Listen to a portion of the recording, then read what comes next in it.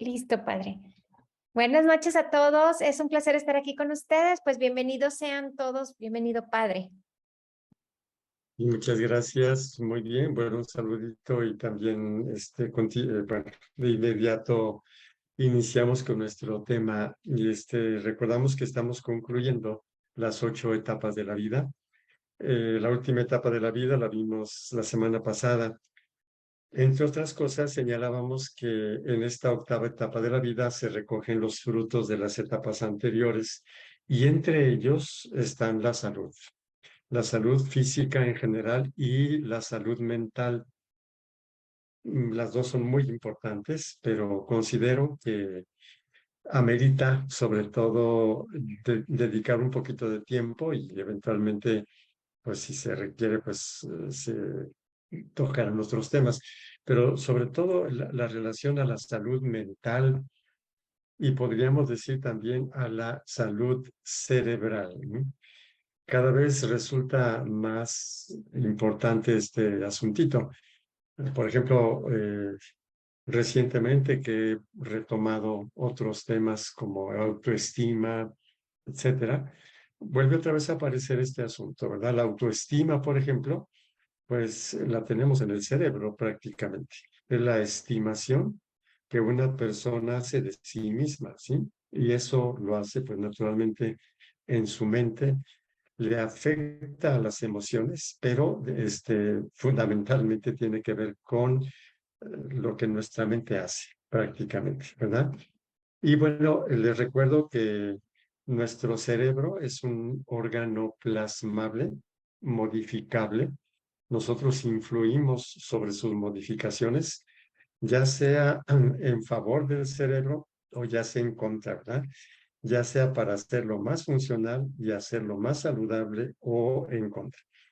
Y la cuestión interesante es que la salud cerebral está en relación con todo el cuerpo. El cerebro, de alguna manera, y bueno, también el resto del sistema nervioso, rigen el cuerpo entero, vamos a decir así. Y ya se sabe, lo digo así también como una introducción, que ya habíamos comentado la semana pasada, que la atrofia del cortical, que se llama de la corteza cerebral, ¿sí? Es más rápida en la gente que tiene menos educación académica, ¿no? Es decir, una persona mientras más grados académicos tiene, digamos que favorece que el deterioro normal, el deterioro que se da con el tiempo del cerebro, se haga más lento, ¿sí? Lo mismo, por ejemplo, el ejercicio aeróbico, ¿no? Caminar, etcétera, también hace más lento el deterioro o la pérdida de tejido cerebral, ¿sí? Y favorece, en cambio, la aparición de nuevas neuronas y de nuevas sinapsis.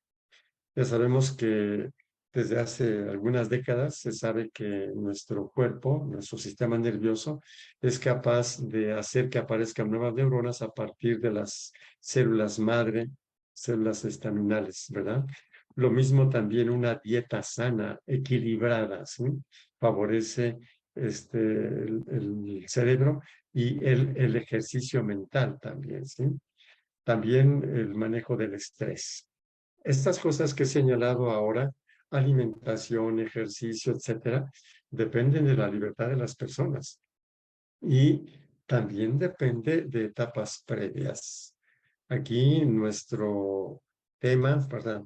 Lo hemos titulado ¿Cómo prevenir el deterioro mental en la ancianidad?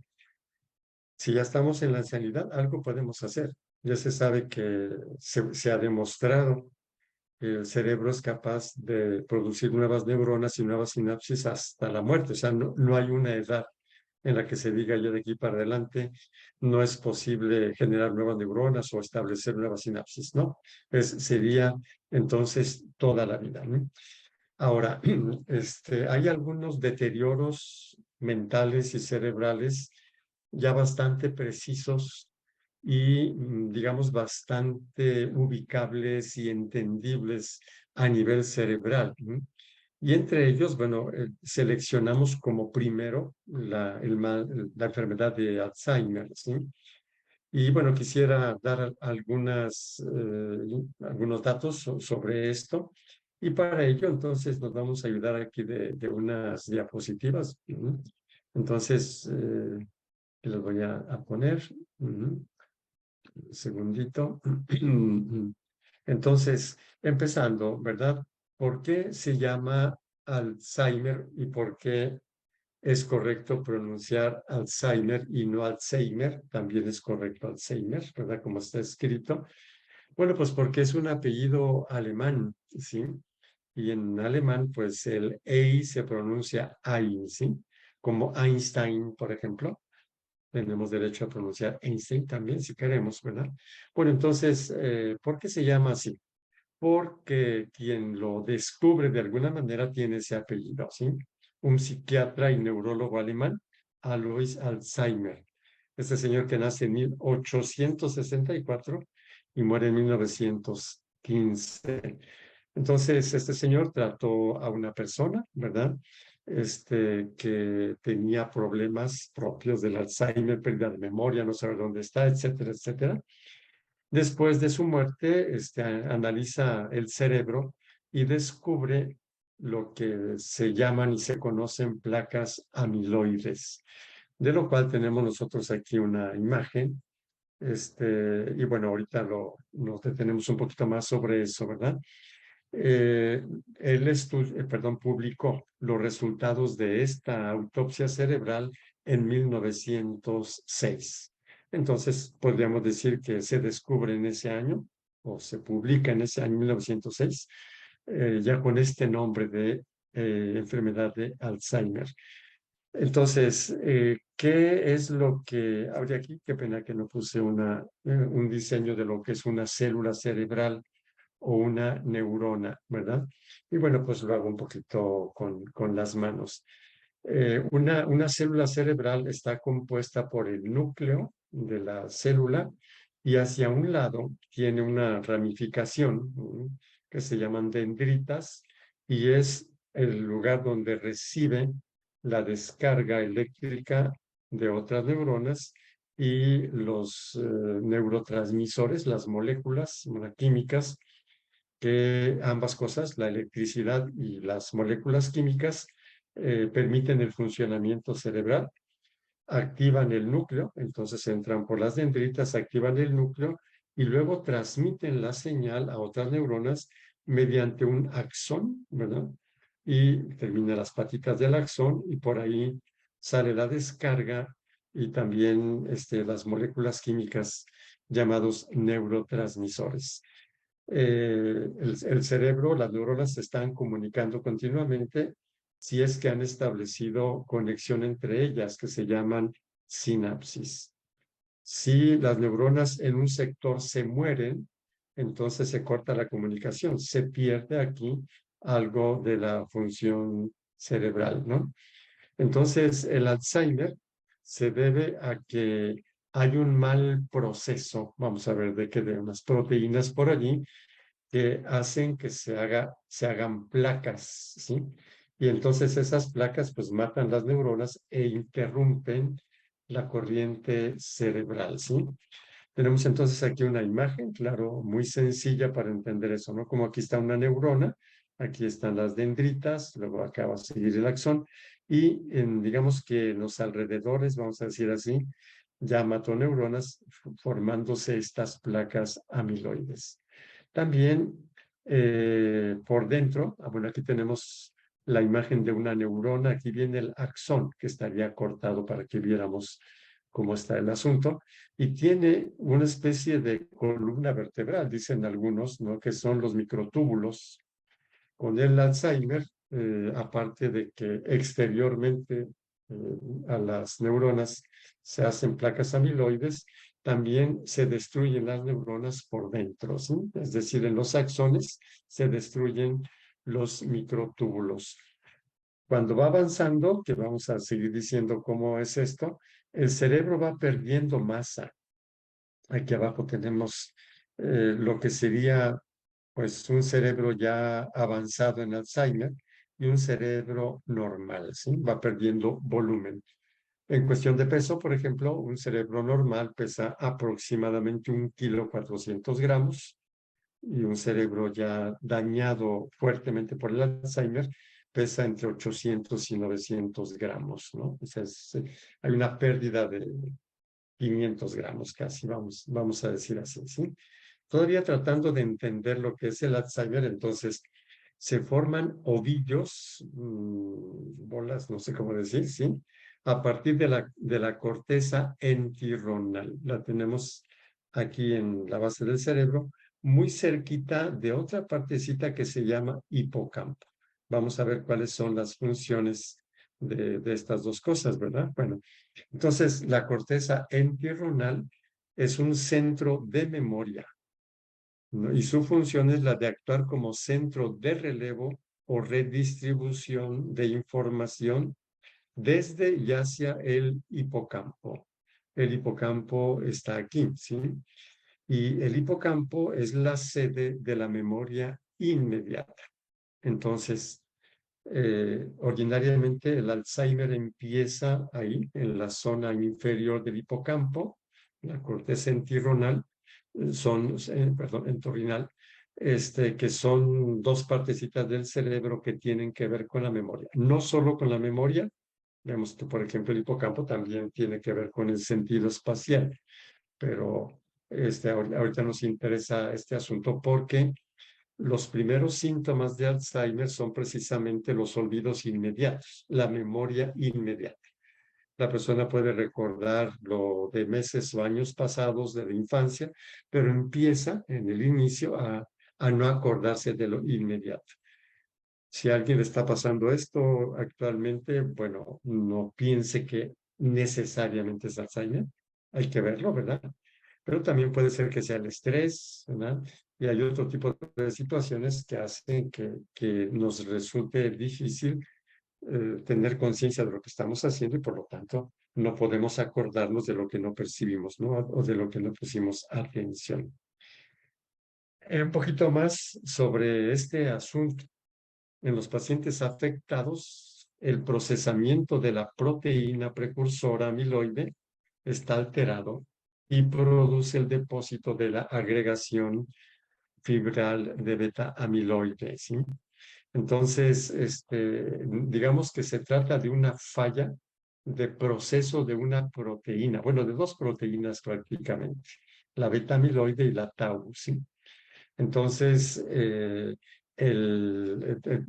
hay un proceso que si una persona no tiene Alzheimer, pues digamos las sustancias van en el proceso normal.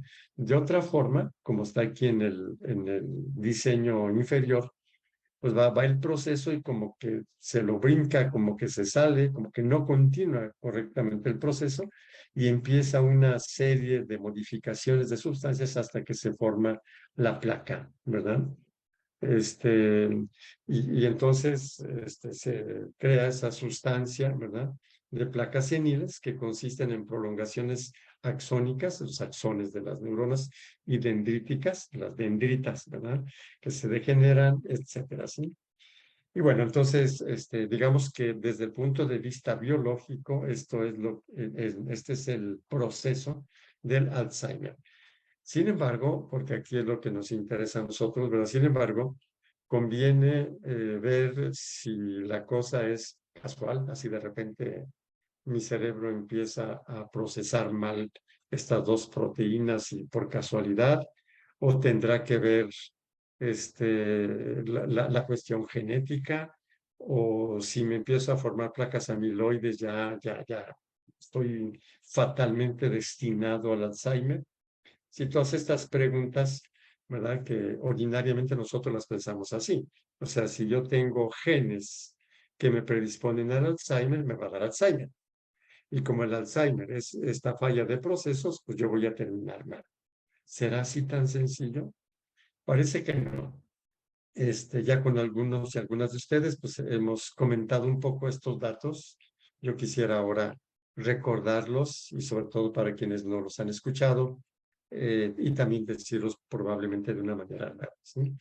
Hay una investigación que, digamos, es realmente amplia, con descubrimientos muy importantes al respecto, de un equipo, digamos, liderado en primer lugar por el doctor David Snowdon, que es el que aparece aquí, ¿verdad? Un estudio que despuésito del año 2000 fue publicado, todavía ha seguido adelante, pero bueno, los datos obtenidos hasta inicios del siglo XXI fueron publicados en esta obra de Snowdon que se llama 678 monjas y un científico.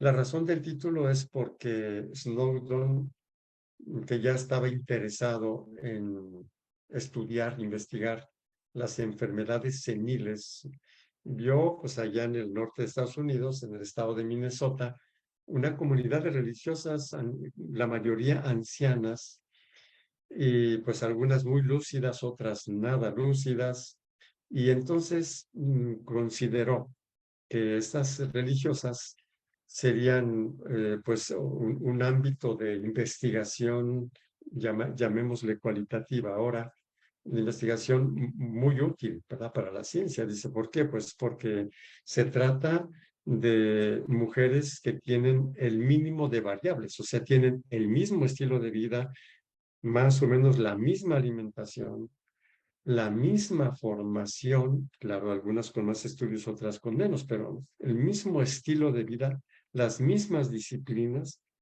Entonces era un ámbito fabuloso para estudiar el Alzheimer, ¿verdad? Y bueno, lo propone. Las religiosas, la mayoría aceptan, 678 aceptan todas las condiciones de la investigación. Voy a comentar ahorita cuáles fueron esas, ¿sí? Y por eso la obra se llama así, 678 monjas y un científico. Las religiosas lo hicieron como un servicio a la humanidad. Y para ello entonces se dice, bueno, pues se les van a hacer test periódicamente de memoria, de movilidad, genético, bueno, su genoma genético, su historia personal, analizar sus escritos autobiográficos, porque al entrar a la vida religiosa les pedían que escribieran una autobiografía, y bueno, ya de bastantes años antes, ¿no? Breve, pero finalmente una autobiografía, analizar todo, y finalmente, bueno, análisis de sangre, análisis médicos, de todo tipo. Y finalmente que estuvieran dispuestas a donar su cerebro para ser estudiado, ¿verdad? Todo esto debidamente filmado incluso, ¿verdad? Y también documentado, ¿verdad? Todo así científicamente. Una investigación que Snowdon presentaba en algunos congresos científicos y siempre había alguien que decía, ¿y por qué no añades esto? Yo soy especialista en esto. Y entonces, bueno, pues hubo estudios de muy diverso tipo. Por ejemplo, algunos especialistas en análisis lingüístico, ¿no? Examinaron las autobiografías de las religiosas y pudieron ver con medidas muy precisas, estadísticas, lo que se llama densidad verbal, es decir, cuando narraban experiencias de infancia, ¿no? Qué tanta riqueza verbal y qué tanta pobreza verbal. Densidad emocional, también, por ejemplo, en relación a los escritos autobiográficos y cosas por el estilo, ¿sí? Entonces, digamos que fue un estudio amplísimo, ¿no? Del lado izquierdo tenemos nosotros aquí una religiosa que está celebrando su 106 años, su cumpleaños 106. Está jugando a las cartas con Snowdon, esta religiosa, ¿no? Dice, bueno, ¿cómo es que una persona llega a esa edad y está, pues digamos, bastante lúcida cuando otras religiosas, también otras personas con mucho menos edad, ya están bastante perdidas? En la fotografía inferior está la misma religiosa en el taller de cerámica, ¿verdad? Entonces, lo que vamos a presentar, lo que voy a presentar a continuación, tiene todas estas bases científicas, aparte pues de algunos otros estudios por allí, ¿verdad? Entonces, a esto se le conoce como el estudio de las monjas. Si ustedes van a YouTube y ponen estudio de las monjas, van a tener reportajes de esto de unos 20 minutos, más o menos 25 minutos, ¿no? Conseguir este libro es muy difícil, yo no lo pude encontrar en físico, alguien me lo proporcionó en digital, ¿verdad? Y entonces extraigo, vamos a decir así, lo más importante, ¿sí? Y entonces, simple y sencillamente, leo esta primera diapositiva que ya he expresado hace unos minutos. David Snowdon realizó una investigación única sobre el Alzheimer con una muestra de 678 monjas cuyas ventajas fueron al menos dos. Uno, la disponibilidad de las hermanas para ser sometidas a test y la donación de su cerebro después de su muerte. Test amplísimos, ¿sí? Y segunda cosa importante es que se trató de una muestra, como ya lo comenté, con el mínimo de variables. Ya lo había comentado, por eso paso rápidamente. Dentro de los casos, hubo un caso, bueno, hubo varios casos como muy extraños, vamos a decir así. Hubo uno de una hermana, sobre Bernadette, ¿sí? Que, bueno, ella tuvo una gran formación académica, fue muy estudiosa, vamos a decir así, fue a la universidad, obtuvo un posgrado, fue maestra durante más de 30 años, y bueno, Snowdon le hizo los primeros test de memoria cuando esta hermana tenía 81 años, y a los 84 realizó el último porque esta hermana murió a los 85 años de un infarto, pues ya no se pudo seguir. Esta hermana conservó todas sus facultades mentales a los 81 años e incluso mejoró un poquito de los 81 a los 84. La cosa más impresionante es que cuando se analizó su cerebro estaba plagado de placas amiloides. Es decir, se encontraba en el máximo grado de Alzheimer, físicamente hablando. Psicológicamente hablando, no tenía ningún síntoma. ¿Qué es eso del sexto grado de Alzheimer? Bueno, hace unos momentitos que presentaba dónde empieza el Alzheimer, ¿no? Acá en la corteza entorrinal y el hipocampo, que está pues prácticamente en la base del cerebro, y las placas amiloides van proliferando, van avanzando. Se considera que lo que es inicial es el primer grado de Alzheimer, segundo un poco más, tercero, cuarto, quinto y sexto grado de Alzheimer. El sexto grado de Alzheimer implicaría que prácticamente todo el cerebro tiene placas amiloides, es decir, muertes de neuronas y por lo tanto interrupciones de las conexiones sinápticas, ¿verdad? Entonces, como ya les había comentado, también las hermanas fueron sometidas a análisis genético y desde el punto de vista genético se ha visto que hay un gen que se llama el APOE4 que como que predispone al Alzheimer. Algunas personas no tienen ese gen. Algunas personas tienen el gen APOE4. Otras personas lo tienen duplicado. Pues esta hermana tenía el gen APOE4 duplicado, ¿no? Es decir, genéticamente tenía la predisposición, biológicamente, digamos que su cerebro estaba plagado de Alzheimer o de placas amiloides. Y bueno, entonces uno se pregunta, ¿y esto cómo se explica? Entonces voy a quitar un poquito este asunto, ¿no? ¿Cómo se explica esta cuestión? Entonces, sabemos que cuando una persona tuvo un accidente cerebral, no sé, un accidente, un golpe muy fuerte y se murieron algunas neuronas, pierde facultades. Y luego, ordinariamente sometida a terapias para recuperar esas capacidades lógicas del cerebro, haciendo el esfuerzo. O sea, el terapeuta o la terapeuta está ahí estimulando a que la persona se recuerde que haga discursos lógicos, ¿no? Y la persona va adquiriendo, readquiriendo, vamos a decir así, esas capacidades. Desde el punto de vista físico o biológico, la cuestión se explica porque nosotros tenemos muchas áreas del cerebro no usadas. Entonces, cuando a una persona se le muere un poquito, se interrumpen algunas conexiones, por ejemplo aquí, entonces el esfuerzo que la persona hace por ser lógica, por ejemplo, hace que el cerebro se esfuerce por restablecer conexiones con las neuronas que están alrededor y las va haciendo, y cuando ya reconstruye por otro camino, no por donde murieron las neuronas, las conexiones sinápticas, entonces la persona es cuando ya adquiere, vamos a decir así, las capacidades que había perdido mediante el accidente, ¿verdad? A esto se le llama teoría de la reserva cerebral. Es decir, nosotros tenemos mucho cerebro de reserva, ¿sí?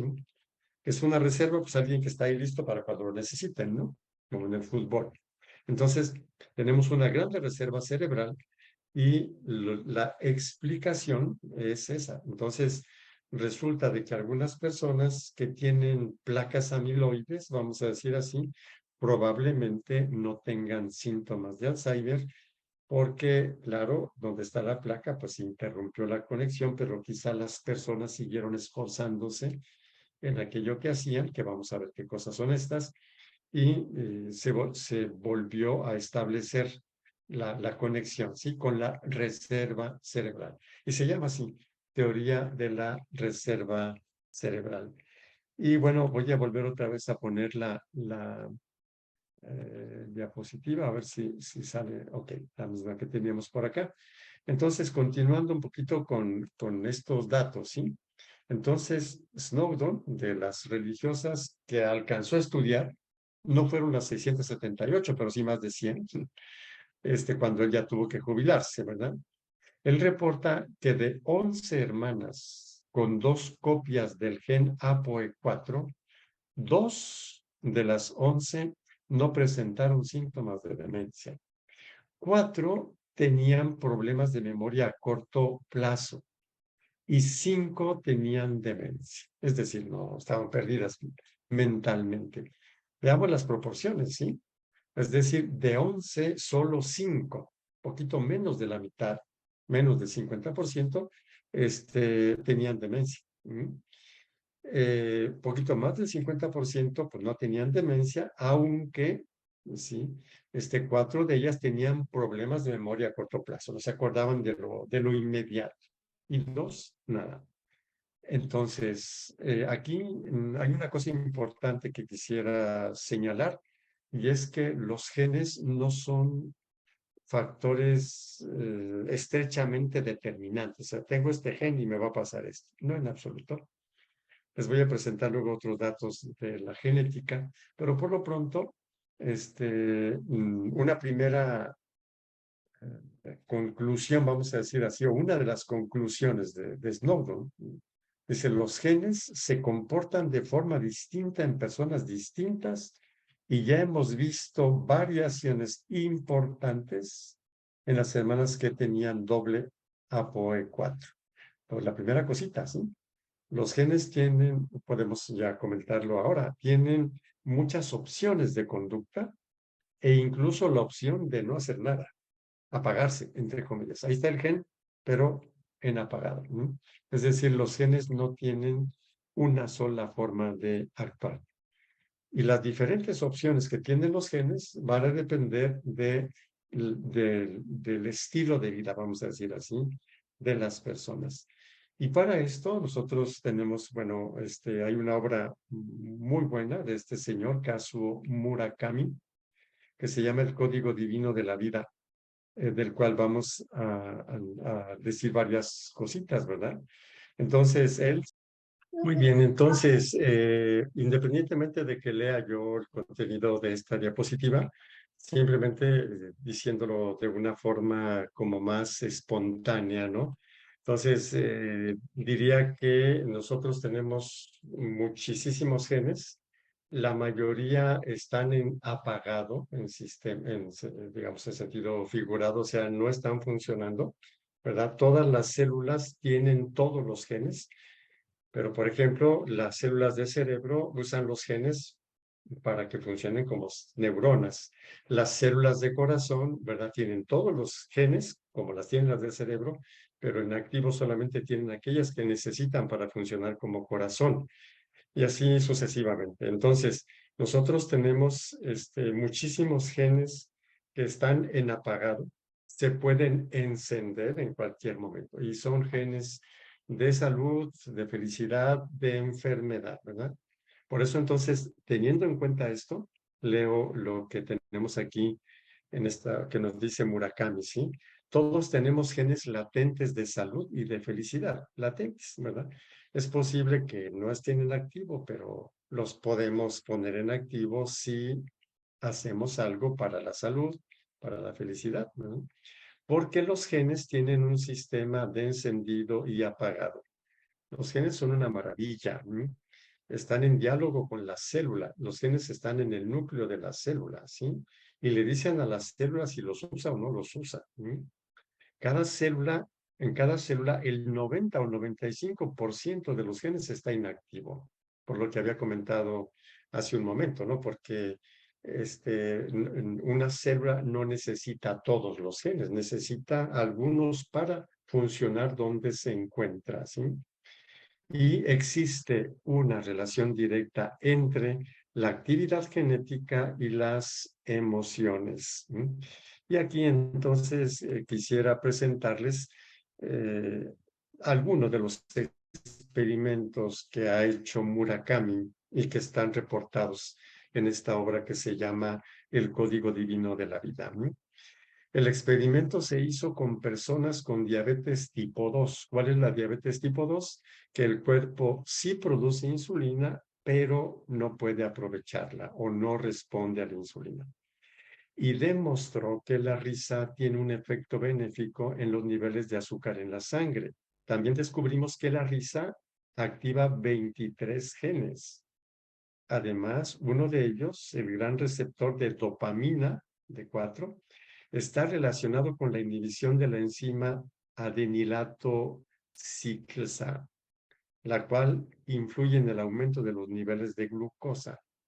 Este resultado podría ser útil para mantener estables los niveles de glucosa en pacientes con diabetes. Pero el estudio tuvo implicaciones mayores. Por primera vez se demostró que las emociones positivas pueden accionar nuestro interruptor genético. O sea, las emociones positivas pueden apagar, entre comillas, genes que nos predisponen a ciertas enfermedades. Pero quisiera retomar aquí algunas cositas, ¿no? Cómo la risa favorece que los niveles de azúcar en la sangre sean más regulares. Y como ya decíamos, o bueno, ya lo ha señalado Murakami, ¿sí? Los genes pueden estar en apagado. Cuando uno ríe y se activan 23 genes, pensemos en la misma persona si no ríe. Tiene la misma genética, pero con una actividad diversa. Hay 23 genes que está comprobado que se activan. Continuando todavía con el texto, bueno, un pedacito del texto de esta obra de Murakami, que se llama El Código Divino de la Vida. Ya no habla solo de las emociones, sino también del pensamiento. Dice, el pensamiento positivo hará que nuestros genes trabajen duro para reducir la entropía. ¿Qué es la entropía? La desorganización y deterioro de la materia, en este caso del cuerpo. El pensamiento negativo, en cambio, acelerará la entropía, el desgaste corporal, vamos a decir así. Y luego, un experimento que realicé en 2003 arrojó evidencias científicas que corroboran el impacto benéfico del pensamiento positivo en los genes, con base en el hecho de que lo que activa o desactiva los genes son factores físicos o químicos. Dice Murakami, propuse la hipótesis de que los factores mentales también participan en el mecanismo de encendido y apagado genético. Para ser más específico, los factores positivos como alegría, excitación, fe y oración, y conste que es un japonés, dice oración, regulan positivamente o activan transcripciones de genes valiosos.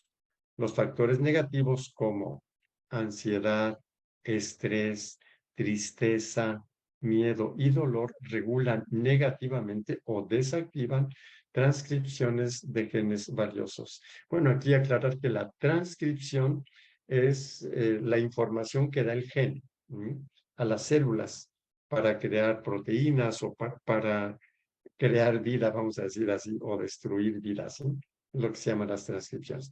Bueno, pero aquí lo importante es sobre pensamiento positivo y emociones positivas, ¿no?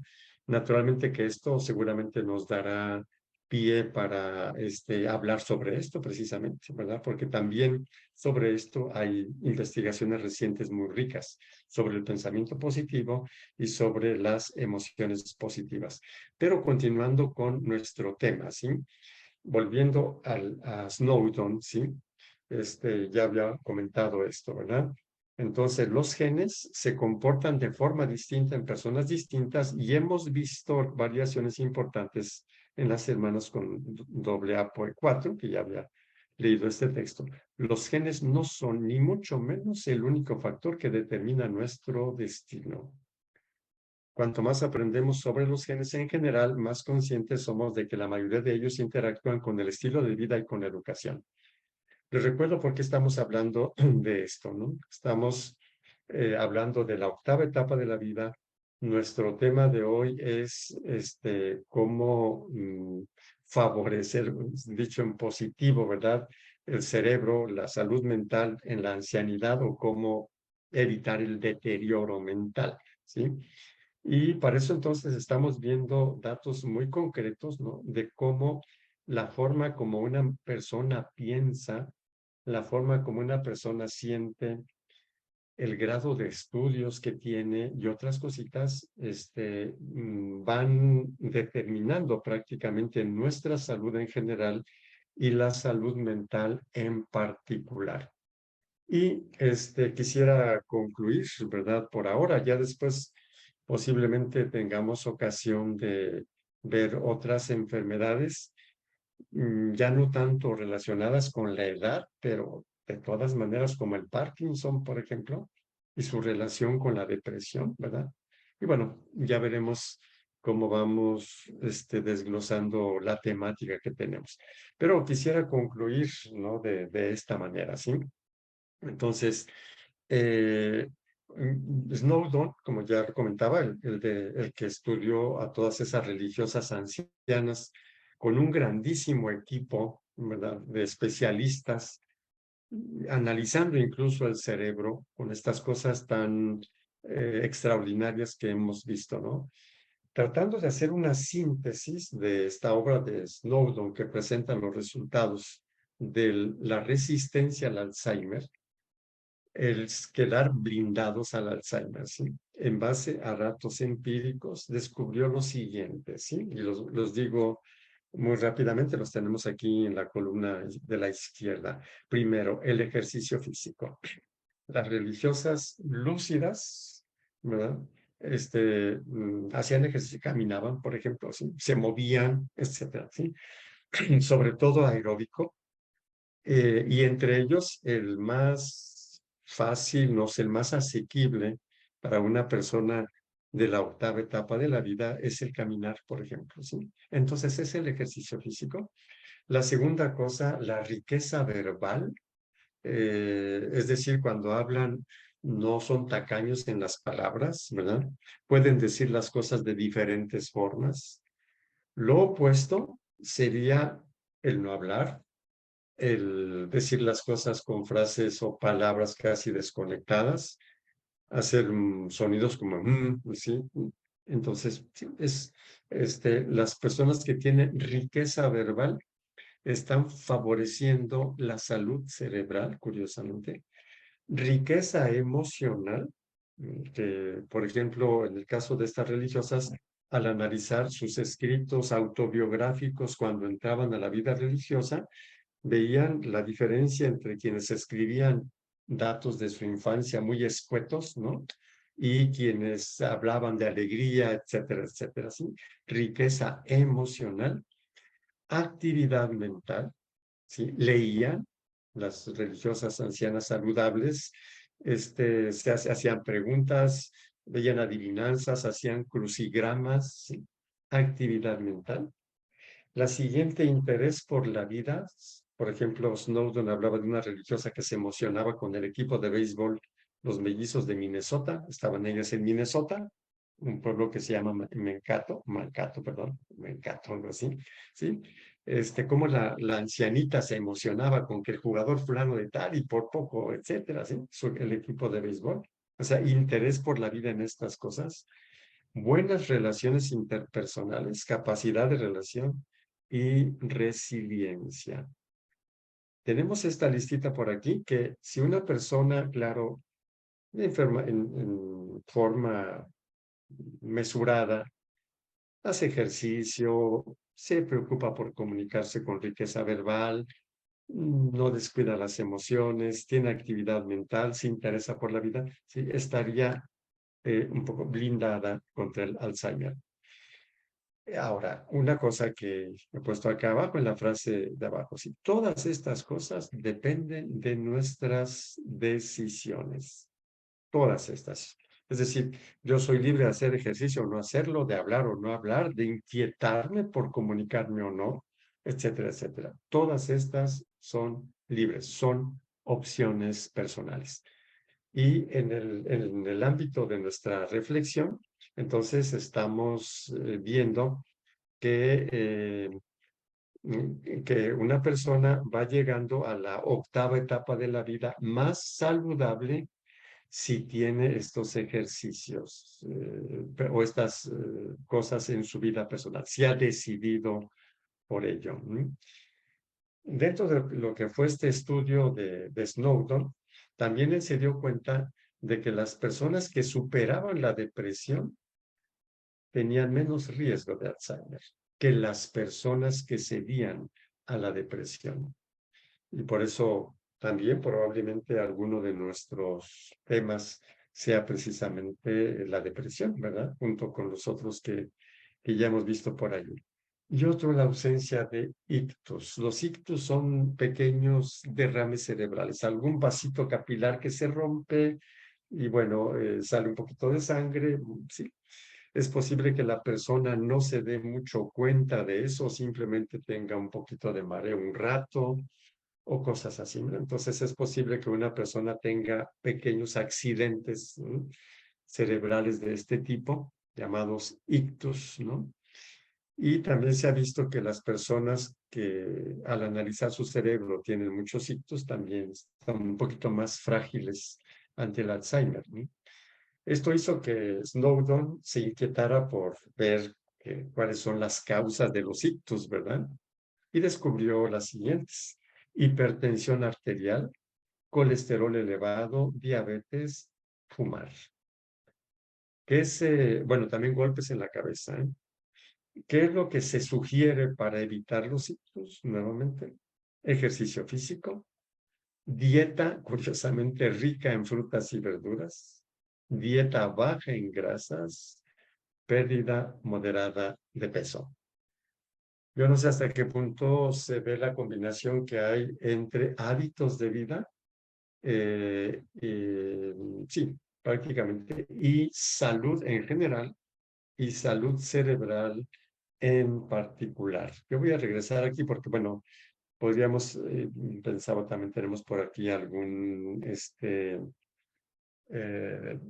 diapositiva sobre Parkinson y sobre depresión, pero yo pienso que eso lo podremos tratar un poquito más adelante. Solamente quisiera concluir recordando cuál es el objetivo de esta reflexión y pues también concluir con un resumen, vamos a decir así, ¿no? Entonces, habíamos llegado a la octava etapa de la vida, habíamos visto que algunas personas la pasaban muy mal en la octava etapa de la vida y otras personas bastante bien en todos los sentidos. Y por eso el tema del día de hoy es este, cómo prevenir el deterioro mental en la ancianidad. Y nos hemos centrado sobre todo en la problemática del Alzheimer, porque es muy concreta, ¿verdad? Y nos dice muchas cosas útiles para otras cosas más. Entonces nos damos cuenta de que el Alzheimer, digamos, en principio inicia físicamente, ¿verdad? Con placas amiloides que interrumpen comunicaciones entre neuronas, pero la cosa importantísima, depende de nuestro estilo de vida, el uso de la reserva cerebral. Y en ese sentido concluyo señalando que cuando se analizan los cerebros de personas ancianas lúcidas, se ve que han desarrollado actividad cerebral en áreas del cerebro que otros ancianos no usan y que los jóvenes tampoco usan porque los jóvenes no lo necesitan, les basta lo que tienen en buenas condiciones esos jóvenes. El paso del tiempo hace que algunas cosas se vayan deteriorando del cerebro, pero los ancianos lúcidos, ante ese deterioro del cerebro, van activando otras áreas del cerebro. Otros ancianos no. Y por eso es que hay tanta diferencia entre la lucidez mental de los ancianos, ¿verdad? Y bueno, entonces yo por ahora termino. Eh, bueno, quien escuche la grabación, pues naturalmente no verá un incidente muy desagradable de alguna persona que invade, ¿verdad? Ya hemos resuelto eso en la grabación, pues claro que eso no aparecerá. Y pues posiblemente en adelante el procedimiento sea como lo hemos hecho en esta última parte, ¿verdad? Ya la señora Gisela les podrá señalar cómo procedemos. Por ahora yo termino. Está abierto el Face para preguntas, inquietudes sobre esto que es el tema de hoy. Entonces, pues yo me despido por ahora y que sigan muy felices.